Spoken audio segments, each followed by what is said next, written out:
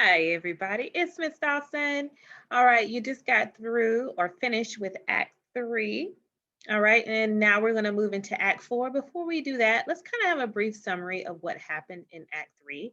If you remember, Act 3 of Macbeth was the climax, and there's so much that happened. We talked about the fact that in this act, Banquo is killed by the murderers who are hired by Macbeth.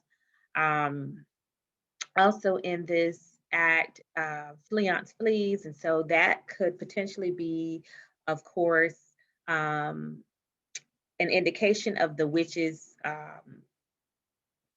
prophecy coming true.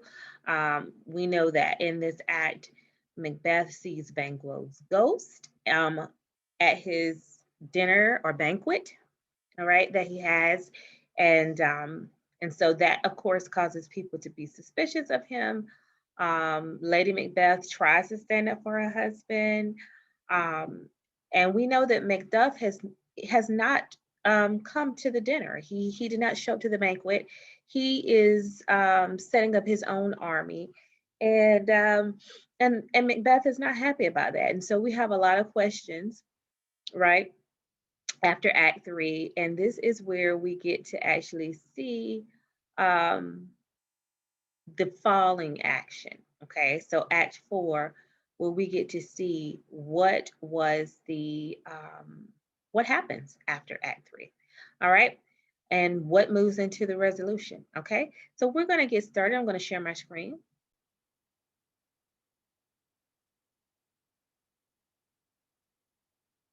And the thing is, you are halfway done with the play, so that's pretty awesome.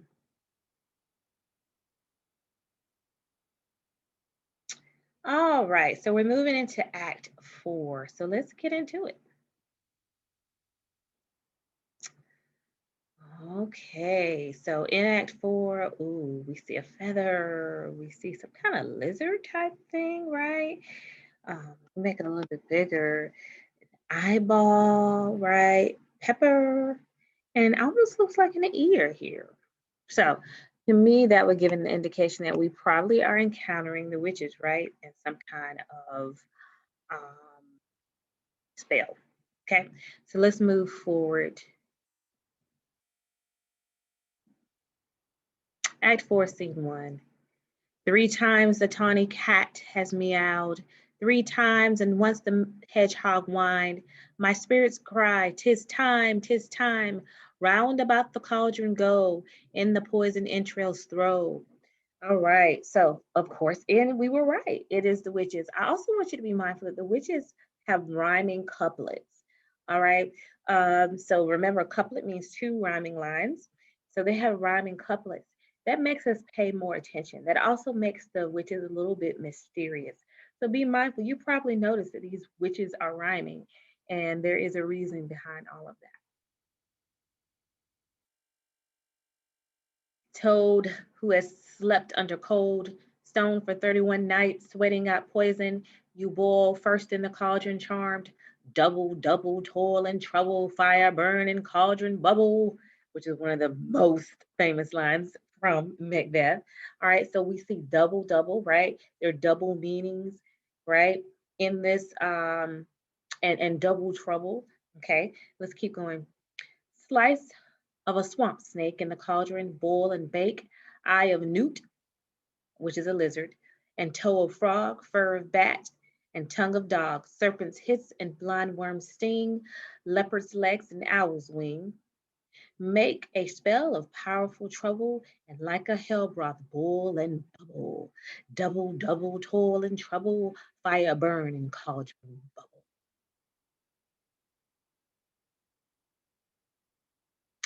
Dragon scale, wolf's teeth, witch's flesh, throat and stomach of a sea shark, root of hemlock dug in the dark, liver of a blasphemous Jew, bile of goat, twigs of yew, peeled off in the moon eclipse, noise of Turks and Tartarus lips, finger of an infant left dead in a ditch.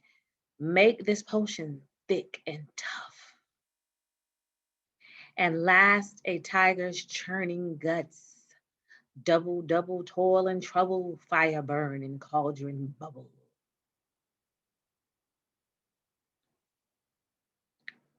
Cool the mixture with baboon's blood. Now the spell is form and good.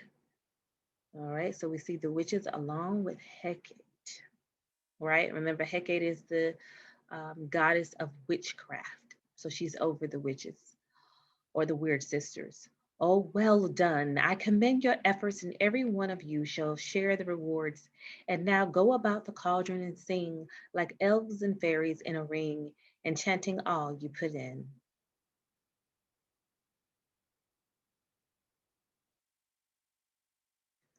I see by the pricking of my thumb something wicked this way comes. Open lock for whomever knocks. All right. What's the something wicked? Who do we know that is? Yes, that's right. That's Macbeth. What's going on here, you secret black and midnight hags? What is it you do? A deed that has no name.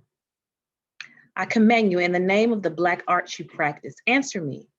I don't care if you have to unleash violent winds and set them upon the churches or make the foamy waves overwhelm and shallow sailors. If you flatten crops and trees, topple castles on their owners' heads, crumble palaces and pyramids, or throw nature into chaos, even to the point where destruction himself feels ill from overindulging. Tell me what I wish to know.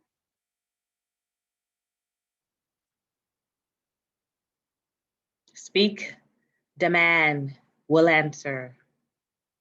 Would you rather hear these things from us or from our masters? Call your masters. Let me see them. Pour in the blood of a sow that has gobbled all her offspring and the sweat that drips off a murderer's brow as he swings on the gallows.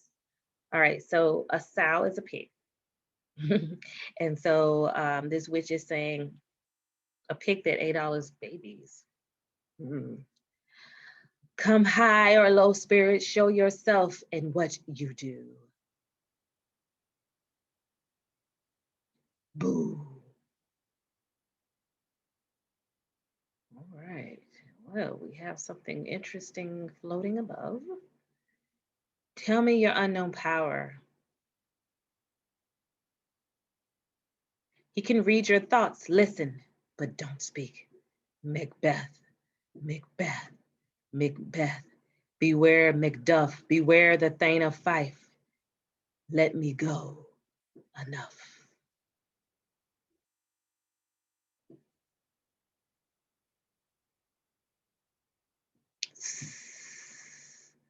Whatever you are, for your good words of caution, I thank you. You have guessed my fears exactly. But one word more. He will not be commanded by you.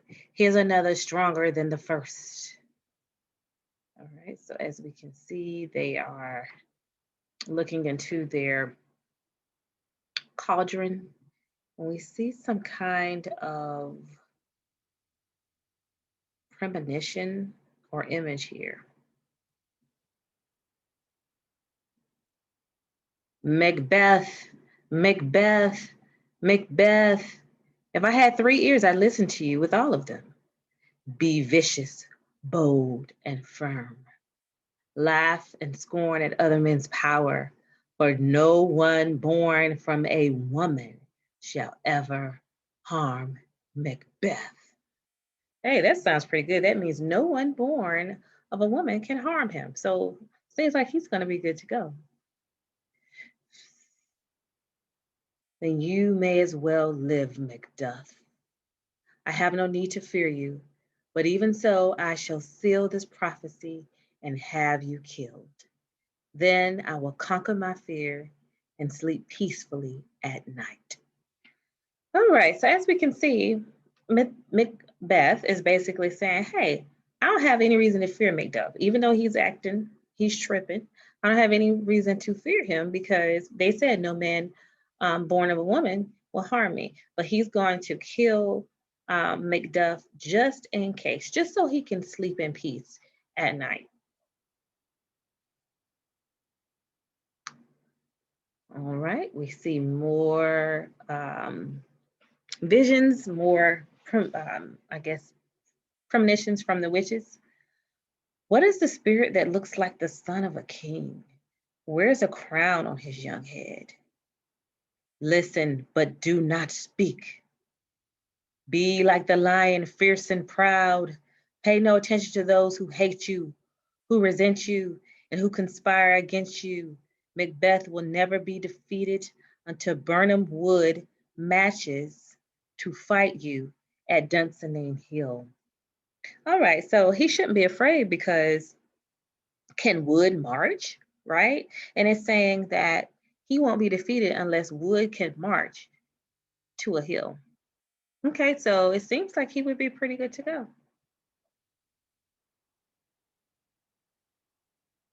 That will never happen, for who can command the forest and make the trees pull their roots from the earth? These are sweet omens, good.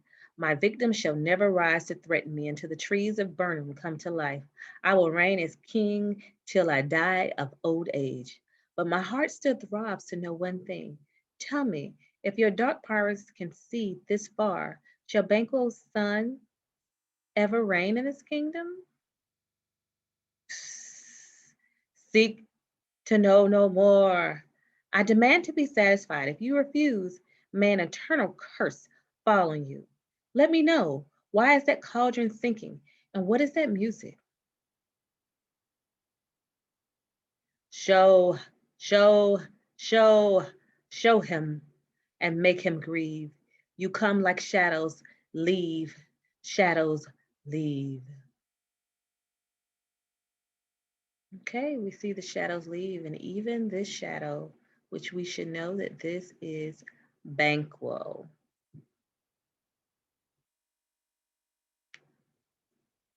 You look too much like the ghost of Banquo. Be gone. Your crown burns my eyes, and your blonde hair and golden crown are just like the first king's. And this third one is like the second. Filthy hags. Why do you show me this? A fourth. My eyes will bulge out of their sockets. What will this line stretch on to? The end of the time? Another and a seventh? I will see no more.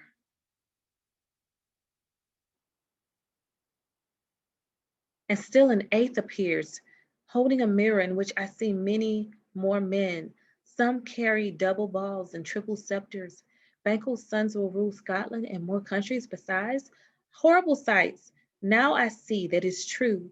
These must be Banquo's descendants, for his smiling, blood-clotted ghost is pointing at them to show me they are his. What? Is this true?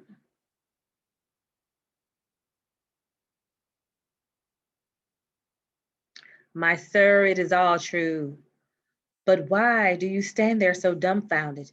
Come, sisters, let us cheer him and show him our talents. I'll charm music out of the air while you perform your wild dances. Thus the great king may say that we did our duties and repaid him welcome.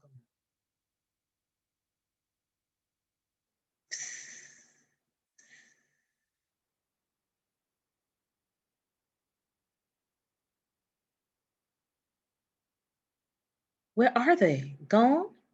Let the evil hour be forever marked in the calendar as cursed. You come outside again. What is your grace wish? Did you see the weird sisters? Did they not pass you? No, my lord. No, indeed, my lord.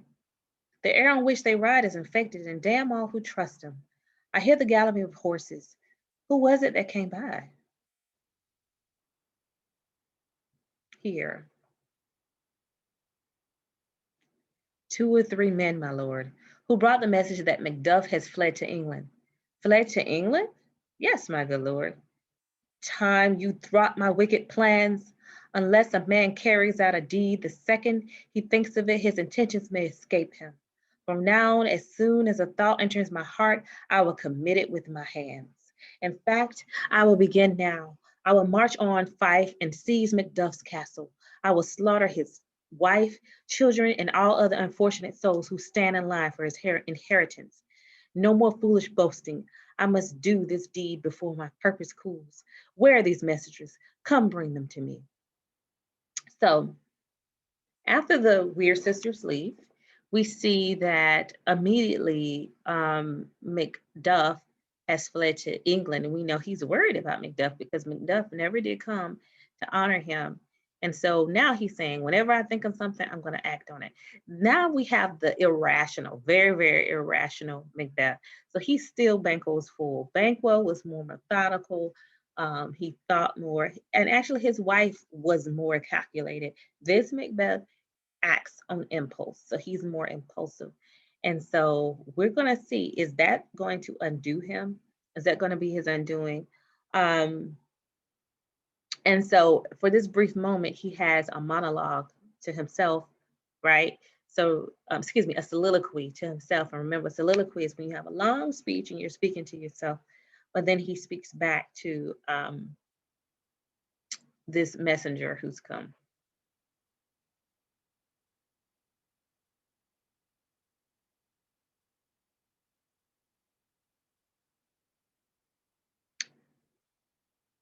All right, so let's move on to Act 4, Scene 2.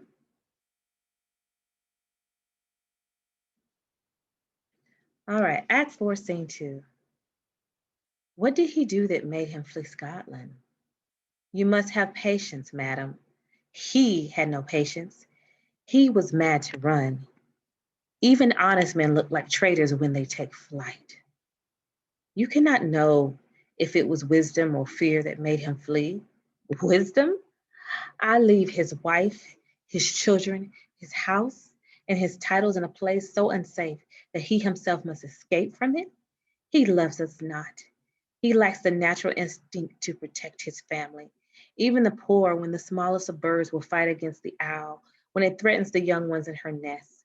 His running has everything to do with fear and nothing with love. And since his flight was so unreasonable, it clearly has nothing to do with wisdom either. My dearest kinswoman, I beg you contain yourself.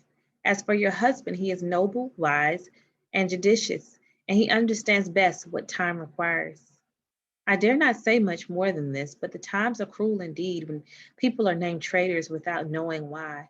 In times like these, we believe vague rumors, letting our fear toss us like boats on a wild and violent sea. I'll take my leave of you now. It won't be long before I'm back again. When things are at their worst, then must either come to an end or improve and return to the way things were. My pretty cousin, I'm put my blessings upon you. He has a father, and yet he is fatherless. I am such a fool. If I stay any longer, I'll embarrass you and disgrace myself by weeping. I take my leave at once. Young man, your father's dead. What will you do now? How will you live? What, by eating worms and flies? I will live by the way birds do, mother. I mean, I will live on whatever I get as the birds do. So I want you to pay attention here, just so you guys can kind of know what's going on. What we have here is we have Macbeth, right? Just to kind of refresh our memory.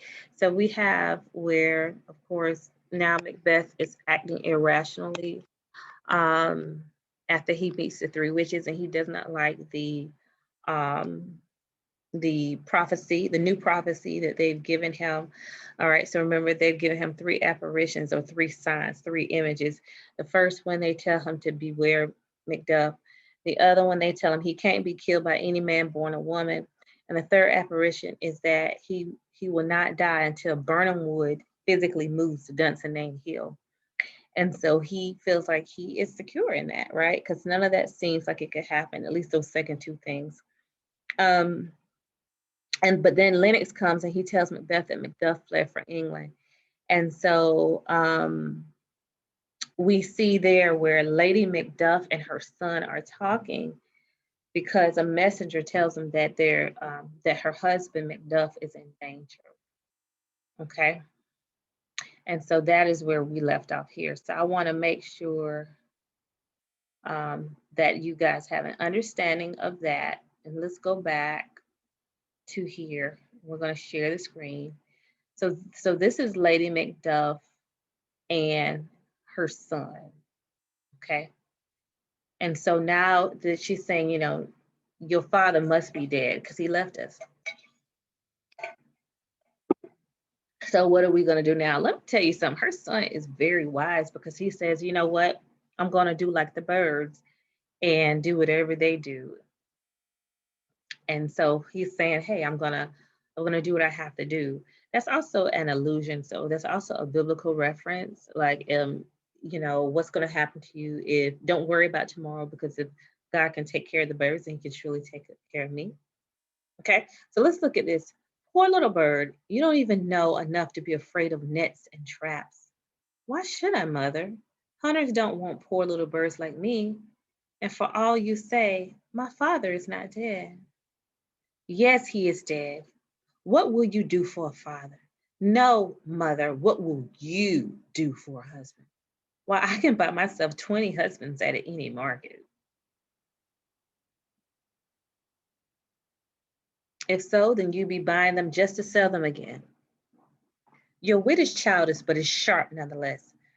Was my father a traitor, mother? Yes, that he was. What is a traitor? One who swears a promise and then breaks it? And is everyone who does so a traitor? Everyone who does so is a traitor and must be hanged. And must everyone who swears a promise and then breaks it be hanged? Everyone. Who should hang them? The honest men. So definitely this is some foreshadowing, right? Giving us hints and clues of what's to come, but it's also some dramatic irony, okay? Because we know some things. We know that Macbeth is not really honest, right? But yet he is trying to do these things to their father and her husband. Then the liars are fools, for there are enough liars in the world to beat up the honest men and hang them. Heaven help you for saying that, boy. But what will you do without a father? If he were dead, you'd be weeping for him. If you aren't weeping, it's a good sign that he'll soon have a new father, that I'll soon have a new father. Silly babbler, how you talk. All right, so now we see someone running, and he says, bless you, fair lady. You don't know me, but I honor you. I fear something dangerous is approaching. If you'll take a humble man's advice, do not be here when it arrives. Go leave and take your children. I'm sorry to have frightened you like this, but what's coming is far worse. Heaven, keep you safe. I dare stay no longer. Where should I go? I have done no wrong. And yet, here on earth, doing evil is often praised, while doing good is often regarded as a stupid and dangerous foolishness. Why did I offer this womanly defense on my innocence? So she's like, I didn't do anything wrong. So why somebody coming after me? You know? So we see someone here with a dagger.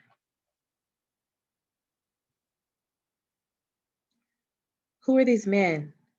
Where's your husband? Nowhere. So disreputable, I hope, that those like you might find him. He's a traitor. You lie, you shaggy haired villain.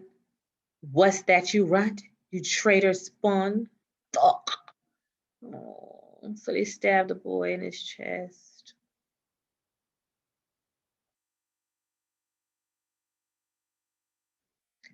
He killed me, mother.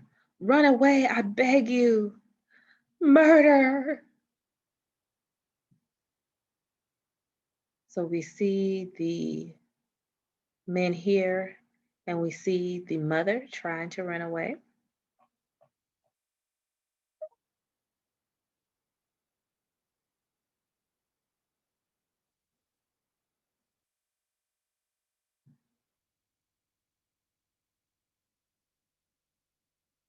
All right, and now we're going to go to Act 4,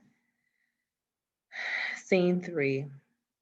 Before we get into that, we get to see how far Macbeth is going to try, or has gone, right? To try to secure this his place as king. And it's getting kind of, it not kind of, it's crazy, right? It's crazy. And just to see the young boy, right? And the mother as well. Yeah, it's not good. Okay. The mother doesn't make it. All right. Let's go to Act 4, Scene 3. Let's seek some desolate, shady place where we can sit and weep our hearts out. Instead of crying, let us take up our swords and defend our fallen homeland like honorable men. Each day, new widows howl, new orphans cry, and new sorrows slap heaven in the face until it sounds like heaven itself feels Scotland's anguish and screams in pain. I will avenge whatever I believe is wrong, and I believe whatever I'm sure is true, and I put whatever I can, and I'll put right whatever I can when the time comes. You may speak the truth. This tyrant, simply speaking, his name blisters my tongue, was once considered an honest man. You were close to him, Mcduff, and he hasn't yet tried to harm you. Perhaps you are trying to win favor with Macbeth by betraying me to him. It would be wise of you to offer me up to him like a poor innocent lamb being sacrificed for an angry God. All right, so let's stop here. So Mcduff, he has no idea. This is definitely dramatic irony. He has no idea that the murderers kill his son. I'm sorry, Lady Macduff does escape, okay, but his son is killed. And Macduff has no idea of that. All right. We have Malcolm speaking to the king, excuse me, speaking to Macduff and trying to really see if he's got loyal to Scotland and loyal to the people of Scotland. Because, of course, Malcolm and Donovan, the king's sons, they want to make sure that their father's former kingdom is handled in the right way. So they're just trying to see whether or not Macduff is loyal. So right now we have where Malcolm is trying to question Macduff. Okay, so we're going to continue on. Let's see if I can get you guys back to where we were.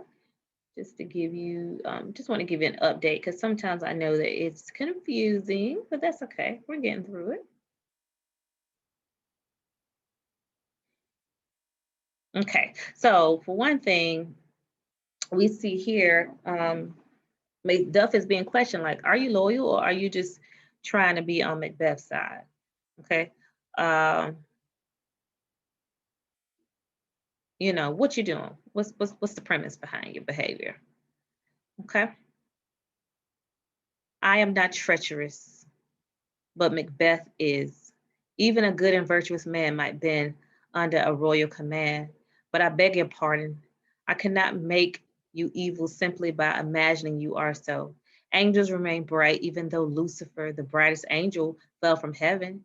Even if evil goes disguised as righteousness, the righteous cannot change the way they appear. I have lost my hope of convincing you to fight Macbeth. You have lost your hopes of me, but I have found my doubts about you.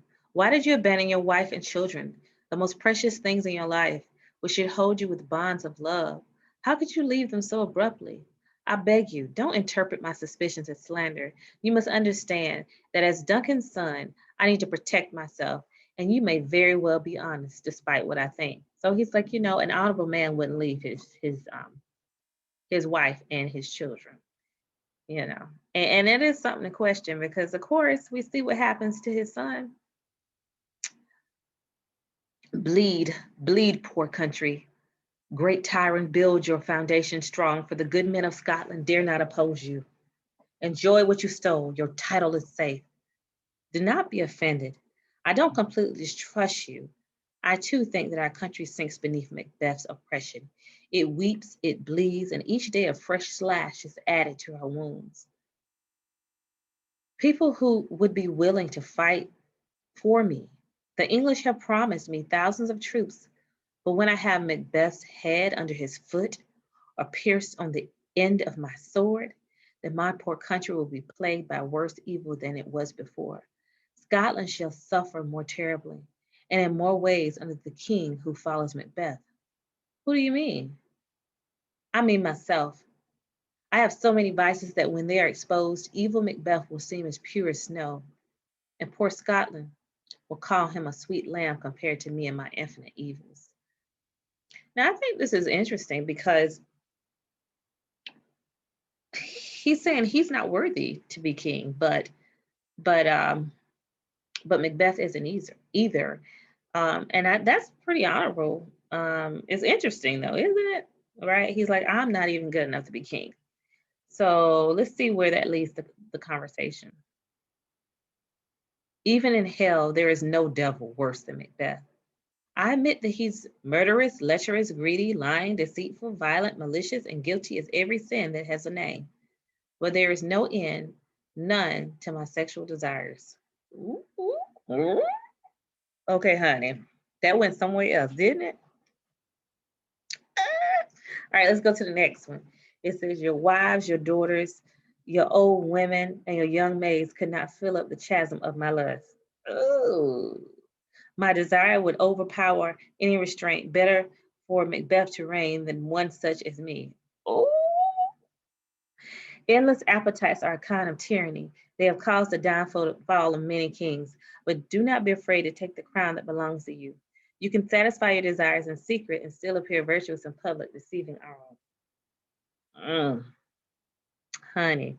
Well, if y'all can't understand that, I don't know. But yeah, let's keep going. There are more than enough willing women in Scotland. The lust inside you cannot possibly be strong enough to devour all the women who will dedicate their bodies to you once you're a king. Along with my lust, I am also full of greed. If I become king, I will steal the nobles' lands, taking jewels from one man and estates from another. The more I had, the hungrier I would grow, until I invent false quarrels with my good and loyal subjects, destroying them to seize their wealth. Well, you know what? Honest. I tell you what, honest. This greed is worse than lust because you won't outgrow it. It's the sword that has slain many of our kings, and yet do not fear. Scotland has enough treasures in its coffers to satisfy you. All of your evils are bearable when balanced against your noble qualities. So we have here where he's saying, while you think that you are not noble, um, so this is Malcolm saying why you think you're not noble to Mcduff. He's saying that your good qualities can balance out the negatives. Okay, let me make sure I got this right. Okay. Okay, so let's clarify because I think I may have said it backwards. So let's clarify. What we have is we have where Mcduff is willing to fight for the kingdom. Okay.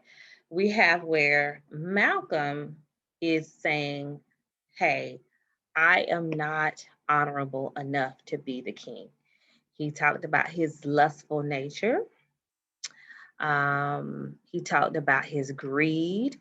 And he says, he's not sure he could even be a better king than Macbeth because of his lustful nature and because of his greed. And Macduff is trying to persuade Malcolm and say, you need to do this because we got to get rid of this dictator or this tyrant, Macbeth.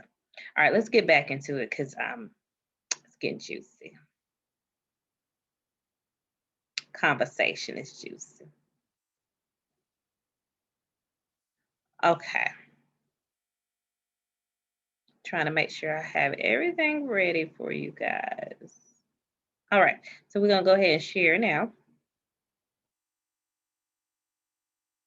All right, so here we have Malcolm saying, but I have no noble qualities, the graces that a king should have: justice, truth, moderation, stability, generosity, perseverance, mercy, humility, devotion, patience, courage, bravery. I have no trace of them. Instead, I overflow with every variation of every vice. No, if I had power, I would throw friendship into hell, turn the peaceful universe to chaos, and set all men on earth against each other. Oh, Scotland, Scotland. If a man like me is fit to be king, then tell me so. I am exactly as I have said I am. Ooh, all right. So here we have Mcduff said, fit to be king, you're not fit to live. Oh, miserable nation with the usurping murderous tyrant on your throne. When you see peaceful days again, the man who has a right to the throne is by his own admission a cursed man and a disgrace to the royal family. Your royal father, Duncan, was a saintly king. Your mother spent more time on her knees in prayer than she did on her feet, and she lived every day in zealous piety. Fare you well. The evils inside you have driven me from Scotland forever. Oh, my heart, your hope dies here. So Mcduff is like, you know what? We in some trouble. Okay. We were in trouble with Macbeth, and we're in trouble with the prince, Malcolm. So he's like, we in trouble with what's gonna happen. All right, so let's keep going. Macduff, this passionate outburst which proves your integrity has removed my doubts about you. You truly are trustworthy and honorable. So here we have a soliloquy, okay? He's thinking to himself in his head. This is where Malcolm's thinking to himself. But of course, it's said aloud so that we as the audience can hear those thoughts. Mcduff, this passionate outburst which proves your integrity has removed my doubts about you. You truly are trustworthy and honorable. That devil Macbeth has tried many times to trick me and lure me into his power, and prudence prevents me from believing people too quickly. But God is my witness. I will let myself be guided by you, and I will take back my confession. All those sins I laid against myself, they're all lies. I've never been with a woman. I've never lied. I barely care about the things I own, let alone covet what belongs to other men.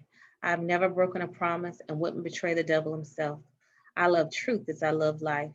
The lies I told you about my character were the first untruths I've ever uttered. I stand here as my true self, ready to serve you and our poor country. Okay, sorry, this was a monologue.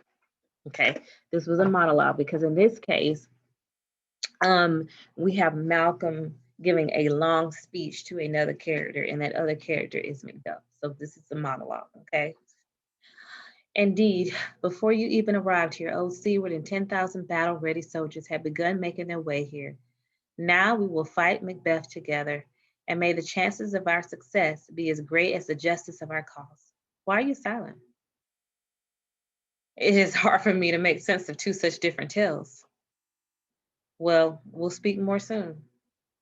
So basically, he's quiet because he's like, you know what? I don't know what to believe anymore. First, you told me you this kind of man. Now you're telling me this kind of man. So I don't know what to believe, which is an honest thought, right?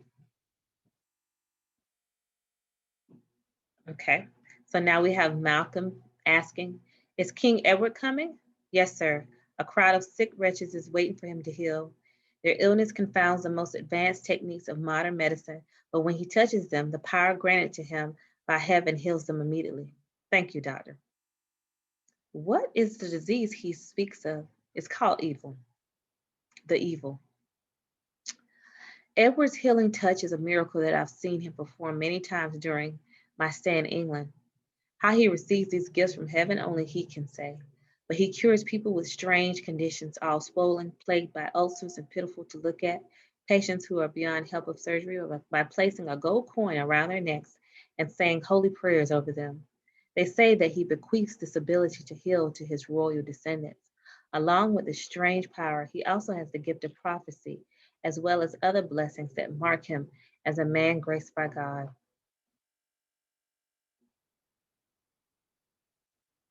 Okay, so we're going to pause right there for a moment. Now, remember, one of the things when we talk about background history with Macbeth is that King Edward loved tragedies. So, one thing I want you to notice is that Shakespeare added um, a little tiny reference, right, or allusion to King Edward there. All right, so you have to remember that's where that background history comes in. All right, let's keep going. Back to the story. Who's that coming over here? By his dress, I can tell he's my countryman, but I do not recognize him. My noble kinsman, welcome. I know him now, Lord Ross. May God alter the circumstances that keep us apart. Hello, sir. All right, so here we have Ross, and he's coming to share some news, okay? Is Scotland the same as when I left it? Alas, poor country. It's almost too frightening to look at. It is no longer the land we are born in. It is the land where we die, where no one but idiots smile.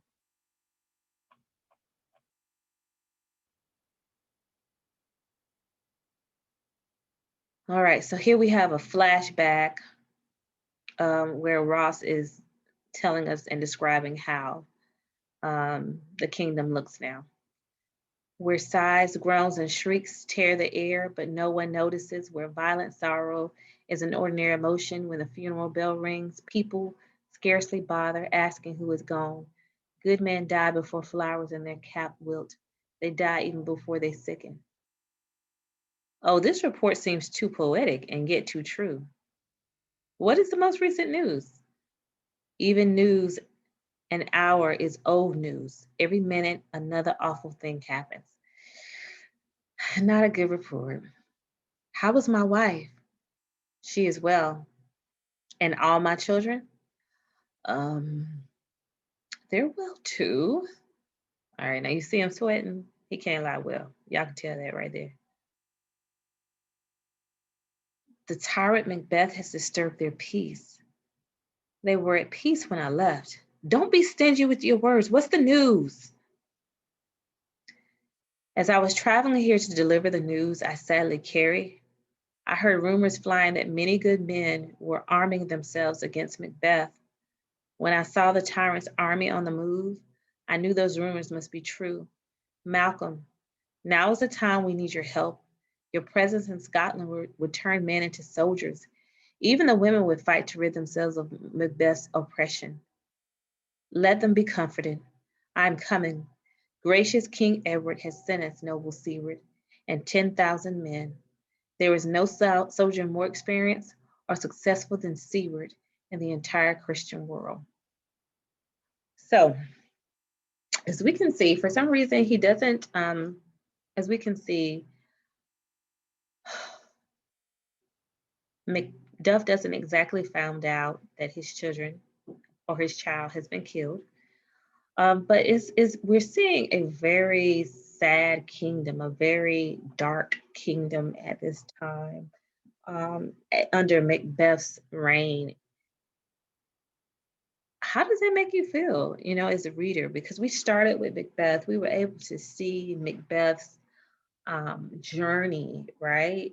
And that in the beginning, it seems like it's just a sad story, right? Because is he caught privy to what's happening, or is he privy to what's happening, or is he making those choices, or does he not have any control? And those are the things we have to ask as we read this. I wish I could repay the happy news with your good news of my own, but the words I bear should be howled out in the desert where none could hear it. Whom does your news concern? Does it affect all of us or one man in particular? No decent man can keep sharing in the sorrow, but my news affects you alone. If the news is mine, do not keep it from me. Quickly, let me have it. I pray that your ears which not despise my tongue, which is about to speak the most dreadful words they've ever heard. I can guess what you will say. Your castle has been attacked, your wife and children savagely slaughtered. To tell you how would kill you and add your body to the pile of murdered corpses. So, as we can see here, The wife gets away for that moment, but she does not get away. And that's why I was like kind of sad that I was kind of giving you the giving you what happened before it happened. Um, so we can see that his wife and all of his children have been killed. And we're talking about Mcduff, remember. Merciful heaven, no, no, friend, do not keep your grief hidden, but your sorrow into words. The grief you keep inside you will whisper in the heart until it breaks. My children, too? Wife, children, servants, anyone they could find?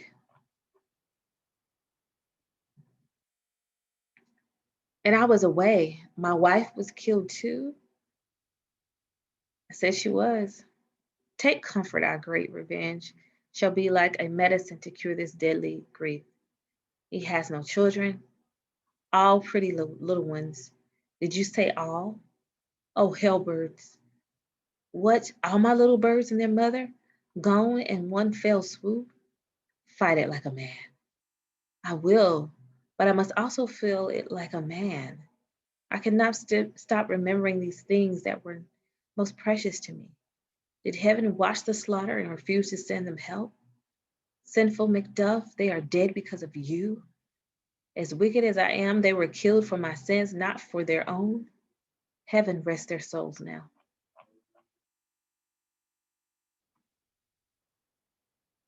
Sharpen your sword against this pain. Turn grief into anger. Don't block up your heart. Unleash his rage. Oh, I could weep like a woman and brag on about how I will avenge them.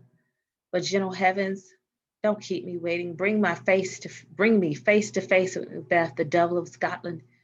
Put him within reach of my sword. And if he escapes, my heaven forgive him as well. May heaven forgive him as well. Now you sound like a man. Come, let's go to see King Edward. Our army is ready. All we need to do now is say our farewells. Macbeth is ripe for the picking, and the heavens have chosen us as their agents. Take what cheer you can. A new day is coming at last.